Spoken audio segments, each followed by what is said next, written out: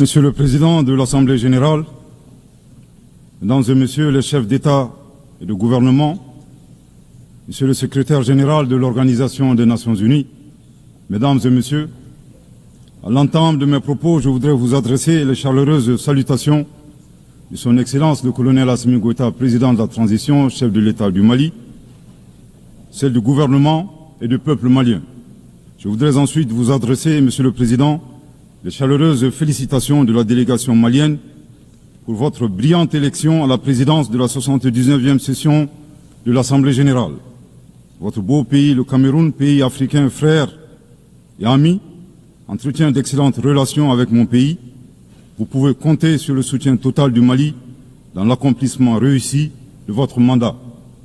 Je saisis également cette occasion pour féliciter votre prédécesseur, l'ambassadeur Denis Francis de Trinidad et Tobago, pour la manière remarquable avec laquelle il a conduit les travaux de la 78e session de l'Assemblée générale.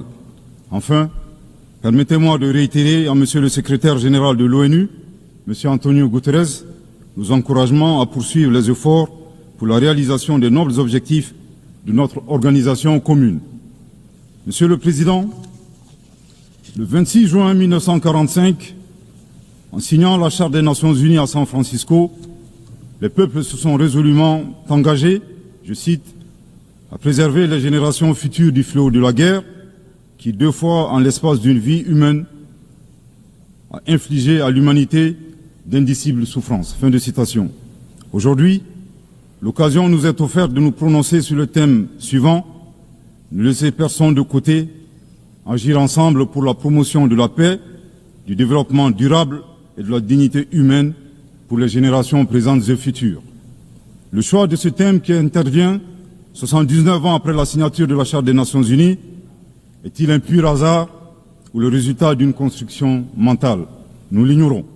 Cependant, force est de constater malheureusement que se pose encore avec forte acuité la problématique de la préservation des générations, non seulement celle du futur, mais également la nôtre. Est-ce pour autant un échec des Nations Unies?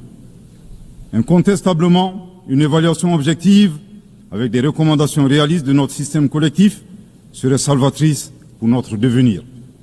Monsieur le Président, le Mali salue la pertinence de ce thème qui est d'une actualité brûlante, tant il est vrai que les tensions et les guerres en cours continuent, hélas, de menacer la paix et la sécurité internationale, le développement et les droits fondamentaux des populations. Cette remarque est celle d'un pays qui a connu depuis 2012 une crise multidimensionnelle complexe ayant entraîné la perte de plus de la moitié de son territoire et de nombreuses victimes innocentes.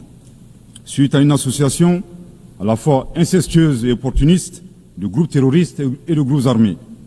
Monsieur le Président, le drame du Mali remonte à l'allégeance à Al-Qaïda du groupe salafiste pour la prédication et le combat, le GSPC algérien, le 11 septembre 2006, exacerbé par l'intervention militaire hasardeuse de l'OTAN en Libye en 2011. La déstabilisation de ce pays frère a aggravé les facteurs d'insécurité dans nos pays, à savoir le terrorisme, les trafics en tout genre, le blanchiment de capitaux, les conflits communautaires manipulés par les terroristes et leurs sponsors étatiques étrangers et les actions violentes d'individus isolés. Pour leur part, les autorités maliennes, après avoir fait le constat de l'échec des forces internationales présentes sur le territoire national depuis 2013, ont décidé de reprendre leur destin en main. Ainsi, depuis le 7 juin 2021, après la prestation du serment de son Excellence le colonel Assimi Goïta comme président de la transition chef de l'État, s'est ouvert un vaste chantier d'équipement et de réorganisation des forces de défense et de sécurité associé à un projet de refondation du Mali. Les assises nationales de la refondation, lancées en décembre 2021, ont permis aux Maliens de procéder à un diagnostic exhaustif des causes de la crise, puis d'adopter 517 recommandations pertinentes. À ce sujet, après avoir vécu une insécurité imposée par l'état de nature, le constat concernant le Mali est effarant. Violenté, humilié, pillé et torpillé, abandonné en plein vol, poignardé dans le dos, les expressions ne sont pas limitatives pour décrire la souffrance subie par le peuple et les forces de défense et de sécurité maliens. Fort de cette expérience et réalisant que le péril malien ne résultait que de l'état de nature, son Excellence le colonel Assimi Goïta, président de la transition, chef de l'État, s'est contraint d'élaborer une vision réaliste de la géopolitique en convoquant un proverbe populaire en langue bambara, ici traduit librement et contextualisé, je cite, « La succulence de la sauce des uns dépend du pillage des bovins des autres ». Fin de citation. Thomas Hobbes, décrivant l'état de nature de manière identique, affirmait, je cite, que l'homme est un loup pour l'homme. Grâce à ce proverbe qui fait référence à la gastronomie et à la cinégétique, le chef de l'État décrit la dure réalité impitoyable des relations internationales et surtout la place de l'Afrique, dont le pillage des matières premières a servi au développement des autres et non celui des Africains dans leur grande majorité. À cette vision s'ajoute une orientation du chef de l'État qui appelle les Maliens, dans le cadre de la refondation, à redevenir eux-mêmes. En effet, le chef de l'État a procédé le 23 avril 2024 au lancement du programme national d'éducation aux valeurs, qui vise un retour aux sources sans lesquelles il serait difficile d'envisager un avenir radieux pour notre pays dans sa quête légitime de souveraineté. L'invitation à redevenir nous-mêmes nous serait faire l'économie de la question de savoir qui nous sommes. La réponse immédiate à cette interrogation est donnée par la devise du Mali, un peuple, une grande famille, nation cosmopolite, un but, magnifier la diversité dans l'unité, unis pour bâtir le bien commun, et enfin une foi, la foi à ce que Dieu a donné comme ressource pour la réalisation de la prospérité. En vue de donner plus de relief à la définition du malien, le professeur Ibrahim Diaye, expert au sein du comité chargé de la mise en œuvre du programme national d'éducation aux valeurs, indique que le malien se caractérise d'une part par 5 valeurs cardinales, à savoir l'humanitude, l'empathie, l'obligation de transmettre les valeurs humaines aux générations futures, le sens de l'honneur, l'acceptation de la différence et de l'altérité au plan sociétal, humain et culturel, et d'autre part, 5 principes inviolables en lien avec le pays lui-même, à savoir un Mali indivisible, inaliénable, non hypothécable, nul ne peut en disposer comme propriété privée, impérissable. Monsieur le Président, en privilégiant d'être eux-mêmes, les Maliens créent une 3e voie, ne pas devenir des prédateurs, des barbares sans foi ni loi, à la recherche des bovins d'autrui, ne pas devenir les éternelles victimes impuissantes face à la prédation. La voie médiane promue par le Mali consiste à réaliser notre développement en empruntant un chemin plus vertueux. Veiller au respect de notre souveraineté tout en respectant celle des autres. Refuser l'hétéronomie tout en refusant de nous ingérer dans les affaires intérieures des autres. Être ouvert à tous les partenariats sur une base gagnant-gagnant. Aussi, il est important de relever que ces principes et valeurs caractérisent mutatis mutandis les peuples frères du Burkina Faso et de la République du Niger. Concernant le processus de transition politique au Mali, il convient de rappeler que, à l'issue des assises nationales de la refondation, le peuple malien a fait le choix de mener des réformes politiques avant d'organiser les élections, en vue d'ancrer profondément une gouvernance vertueuse. La mise en œuvre des recommandations des assises a permis d'engranger des résultats tangibles, notamment la mise en place de l'autorité indépendante de gestion des élections, l'adoption de la nouvelle constitution le 22 juillet 2023, suite à un référendum bien organisé, le parachèvement de la réorganisation territoriale et administrative, le renforcement de la lutte contre la corruption et la transparence de l'action publique, la relecture du code minier, plus équitable et favorisant le contenu local. Monsieur le Président, soucieux de pérenniser l'unité nationale, fondement de tout développement, le chef de l'État a annoncé le 31 décembre 2023 la tenue du dialogue intermalien pour la paix et la réconciliation afin, dit-il, d'éliminer les racines des conflits communautaires et intercommunautaires dans le but ultime de réconcilier les communautés. Respectant une approche participative et inclusive, le dialogue intermalien qui s'est déroulé en 3 phases, communale, régionale et nationale, a permis aux Maliens de l'intérieur et de la diaspora d'échanger en toute transparence en vue de trouver des solutions endogènes de prévention, de gestion et de règlement des conflits. À la différence de l'accord pour la paix et la réconciliation issu du processus d'Alger, dont certains groupes signataires ont ouvertement basculé dans le terrorisme et qui était devenu un prétexte pour certains États de s'ingérer dans les affaires intérieures du Mali. Le dialogue intermalien a permis aux Maliens de laver leur linge sale en famille sans aucune interférence extérieure. Après la fin de l'accord d'Alger le 25 janvier 2024, aujourd'hui, le dialogue intermalien et ses recommandations officiellement remises au chef de l'État le 13 mai 2024 demeurent le seul cadre de règlement des conflits internes.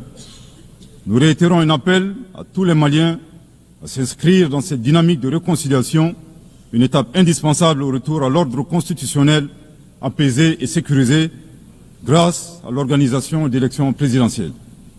Sur le plan de la lutte contre l'insécurité, depuis que les forces de défense et de sécurité maliennes ont lancé des actions offensives de manière autonome, de nombreux succès ont été remportés sur le terrain de la lutte contre le terrorisme. Toutes les régions ont été reprises des mains des groupes terroristes, notamment la région de Kidal, le 14 novembre 2023, à la suite d'une opération militaire mémorable. Aujourd'hui, les groupes terroristes ont été sérieusement affaiblis. Les forces de défense et de sécurité sont déployées sur l'ensemble du territoire national. En outre, les actions offensives de nos forces se poursuivent pour démanteler les réseaux terroristes résiduels. Le gouvernement du Mali reste conscient que la réponse uniquement sécuritaire a ses limites. C'est la raison pour laquelle, en appui à l'action militaire, le gouvernement du Mali s'est doté d'une stratégie globale et intégrée ayant pour objectif la restauration de l'autorité de l'État sur l'ensemble du territoire national. Elle comprend des mesures politiques, administratives, de développement économique et social, y compris le dialogue avec les groupes armés et la fourniture de services sociaux de base à nos braves populations. En dépit de ces résultats fort appréciables, ces groupes criminels gardent encore une certaine capacité de nuisance dans leur tentative désespérée de porter atteinte à notre intégrité territoriale et de terroriser nos populations. Avec, et je me dois de le déplorer du haut de cette tribune, le soutien de sponsors étatiques étrangers. Les sponsors étatiques étrangers.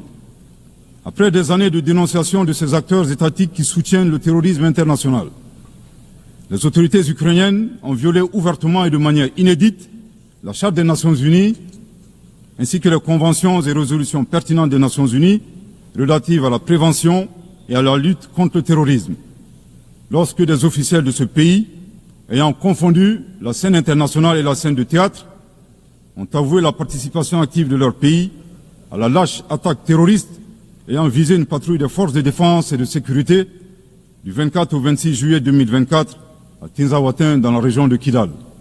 Monsieur le Président, au regard de la complexité de la situation au Sahel, et motivés par leur seul désir de prendre le destin de leur pays en main, Leurs Excellences, le capitaine Ibrahim Traoré, président du Faso, chef de l'État du Burkina, le colonel Assimi Goïta, président de la transition, chef de l'État du Mali, et le général de brigade Abdourahmane Tiani, président du Conseil national pour la sauvegarde de la patrie, chef de l'État du Niger, ont dans un premier temps institué l'Alliance des États du Sahel, une architecture de défense collective et d'assistance mutuelle dans la lutte contre le terrorisme, en signant la charte du Litpako-Gourma le 16 septembre 2023. 10 mois plus tard, précisément le 6 juillet 2024, les pères fondateurs de l'AES ont souverainement décidé de transformer ce mécanisme en une confédération centrée sur 3 axes: la diplomatie, la défense et le développement, avant de parvenir à terme à une fédération. En si peu de temps, des résultats édifiants ont pu être obtenus dans la lutte contre le terrorisme grâce à la mutualisation des moyens de défense, des opérations militaires conjointement menées et un engagement sans faille à éradiquer le terrorisme. C'est la raison pour laquelle les États membres de la Confédération des États du Sahel ont adressé le 19 août 2024 une lettre conjointe au Conseil de sécurité des Nations Unies pour dénoncer le soutien des autorités ukrainiennes au terrorisme international, condamner l'agression contre le Mali, demander au Conseil de sécurité de prendre des mesures appropriées contre les autorités ukrainiennes.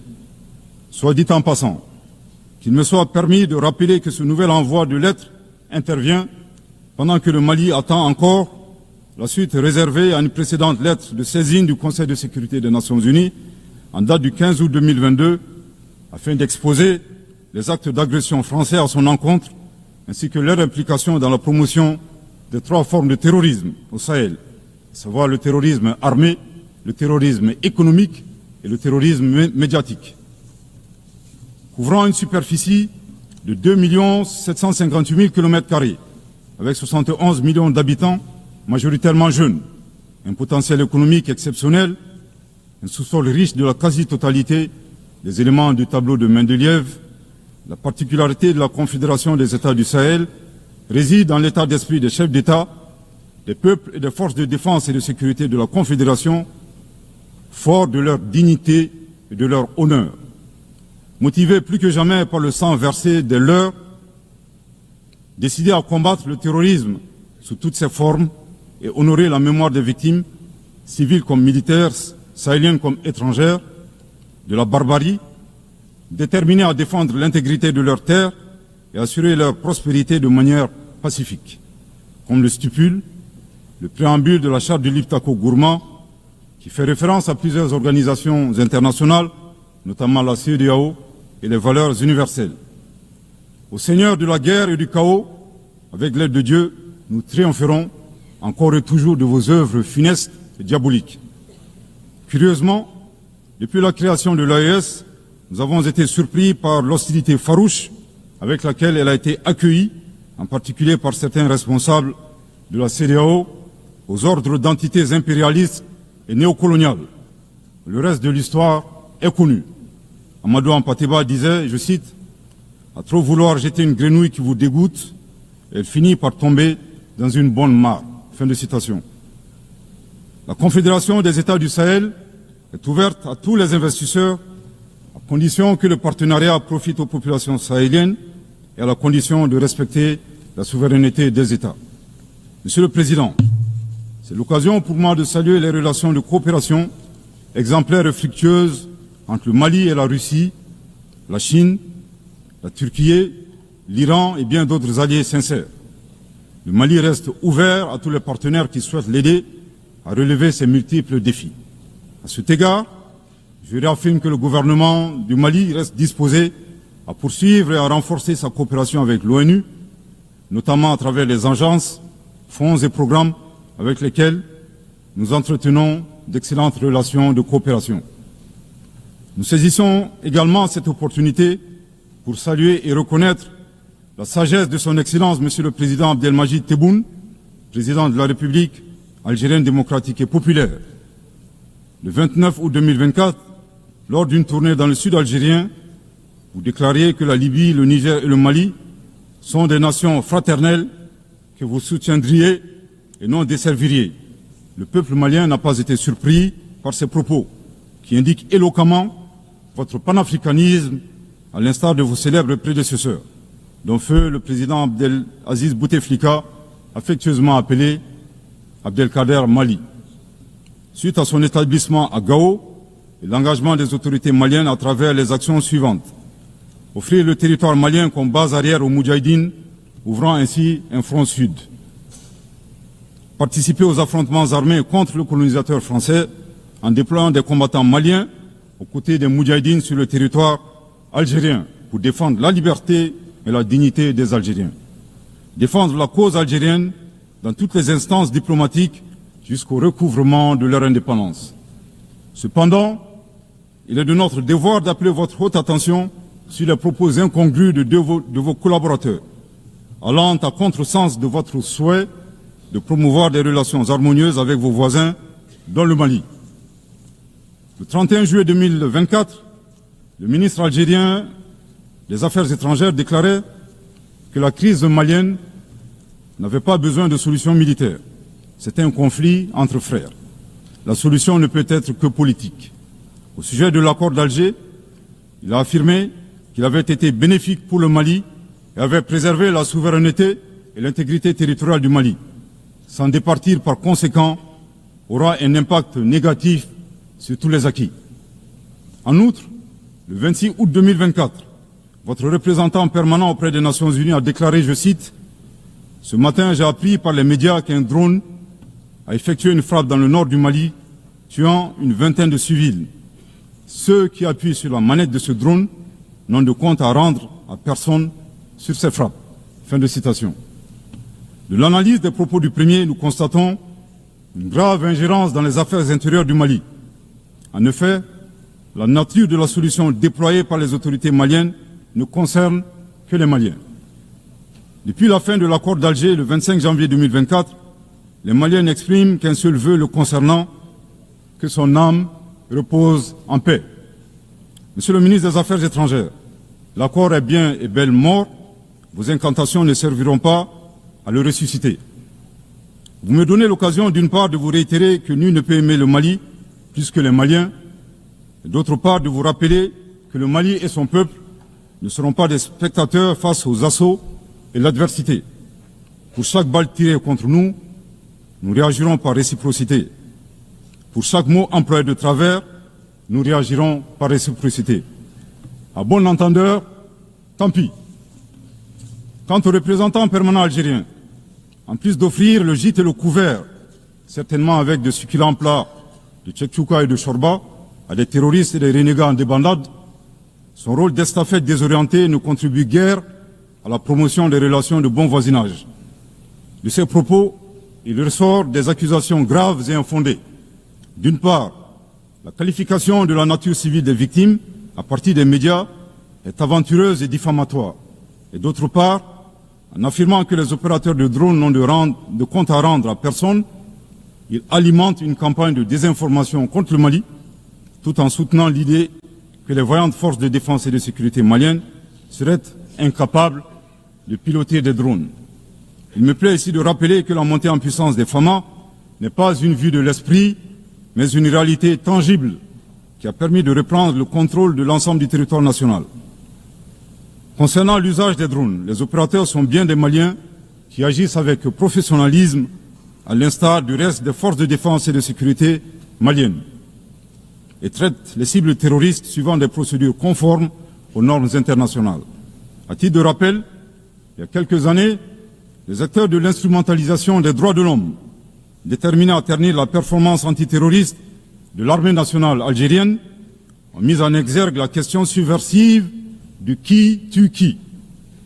Aujourd'hui, nous sommes troublés que le représentant permanent algérien ait rejoint la tendance manipulatrice des droits de l'homme pour s'attaquer à l'armée malienne. Le Mali exige de ces deux énergumènes diplomatiques qui cessent d'entrer dans l'histoire à reculons. Manifestement, ils ignorent tout à la fois de l'histoire entre les peuples frères du Mali et de l'Algérie et la contribution exceptionnelle du Mali à la guerre de libération algérienne, et certainement de la géographie, car ils considèrent à tort le Mali comme une wilaya, c'est-à-dire une province algérienne.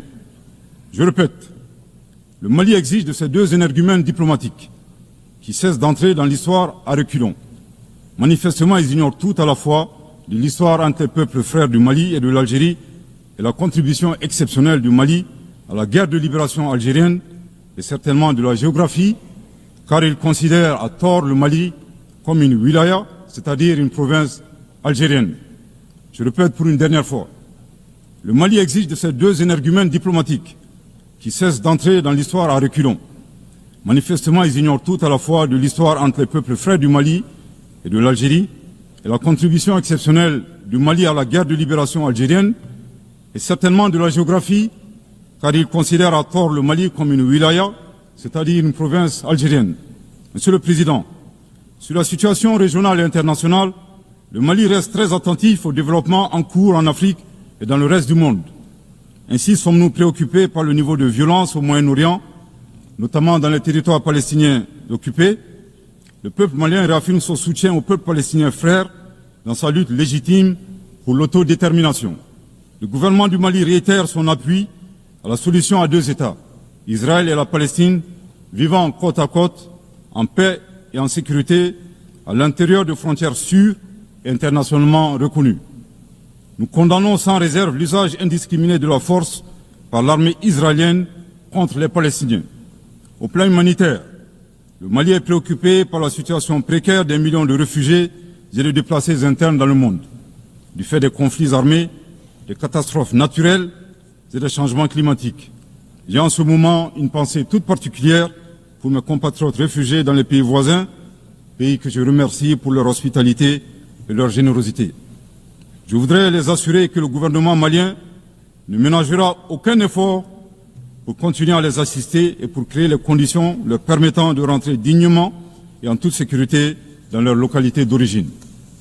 Les multiples défis à la paix et à la sécurité internationale appellent à la réforme de l'architecture dédiée des Nations Unies. Dans la même veine, le Mali continue de plaider pour la réforme de la gouvernance mondiale politique, économique et financière afin de créer les conditions optimales et justes du développement de nos pays. Dans cette dynamique, le Mali continue de plaider pour la réforme des institutions financières internationales comme la Banque mondiale et le Fonds monétaire international. De même, nous saluons les modèles alternatifs et crédibles tels que les BRICS. Les changements climatiques constituent également une menace réelle pour les générations présentes et futures. Nous devons avoir le courage de sortir du dogmatisme ambiant et des jeux d'intérêts étroits concernant cette problématique. À cet égard, le temps est venu de mettre effectivement en œuvre les décisions de nos sommets et de nos COP. Il est nécessaire que les pays à l'origine du réchauffement climatique assument leurs responsabilités pleines et entières, y compris celle de soutenir les efforts des pays du Sud pour un développement respectueux de l'environnement. Monsieur le Président, pour terminer, je voudrais faire observer que cette 79e session de l'Assemblée générale se tient dans un contexte de défis immenses pour nos États et pour nos institutions multilatérales. La paix et la sécurité internationale n'ont jamais été autant menacées depuis les deux grandes guerres, y compris par le terrorisme international et l'extrémisme violent. Dans un tel contexte, il sera difficile d'atteindre les objectifs de développement durable à l'horizon 2030 en termes d'éducation, de santé, d'accès à l'eau potable, d'énergie et de justice. Cependant, malgré ces péripéties, le Mali reste disposé à jouer toute sa partition dans la mise en œuvre de ses engagements nationaux et internationaux, tout en gardant un certain espoir en l'avenir. Que Dieu bénisse le Mali et préserve les Maliens des forces obscurantistes et destructrices du monde. Que Dieu bénisse la Confédération des États du Sahel et préserve les populations sahéliennes des forces obscurantistes et destructrices du monde. Que Dieu bénisse l'Afrique et préserve les Africains des forces obscurantistes et destructrices du monde. Que Dieu bénisse le monde et préserve l'humanité entière des forces obscurantistes et destructrices du monde. Je vous remercie de votre très aimable attention.